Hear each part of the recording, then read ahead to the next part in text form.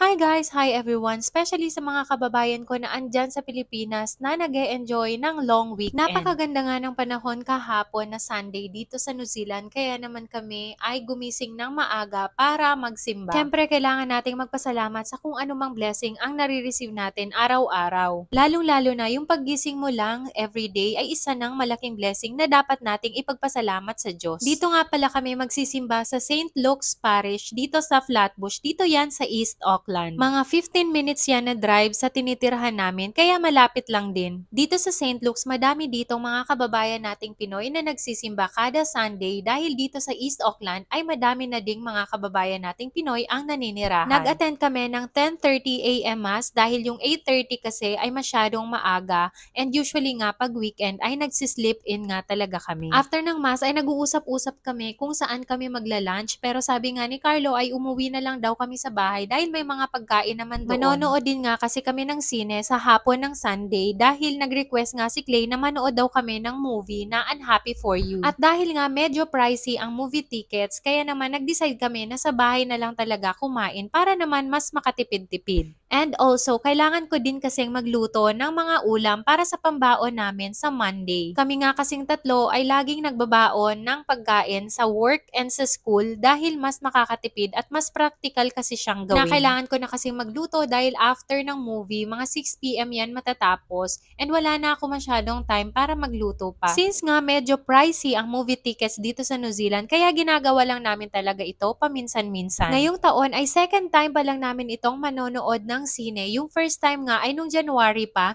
nung nanood kami ng movie na Rewind. Pag box office kasi at pag maganda talaga yung mga feedbacks and reviews sa movie, that's the only time na naiintriga talaga kaming manood. Ito din nga kasing movie na Unhappy For You ay sinute siya sa Naga City kung saan kami nakatira kaya talagang mas lalo kaming naengganyo na manood. Syempre naman kahit tight ang budget natin sa mga bagay-bagay ay kailangan din nating mag-enjoy paminsan-minsan. Sa katulad nga naming nagtatrabaho ng 40 hours per week from Mondays to Fridays ay kailangan din talaga nating mag-invest into something na makapagpapasaya sa atin. Ang isa pa dyan ay malayo kami sa pamilya namin sa Pilipinas at ito nga ang panonood ng Filipino movie ay isang paraan para mabawasan ang homesickness. Diba ang sabi nga, enjoy the little things in life for one day you may look back and realize they were the big things. So I hope nag-enjoy kayo sa vlog natin for today. See you again next time. Bye!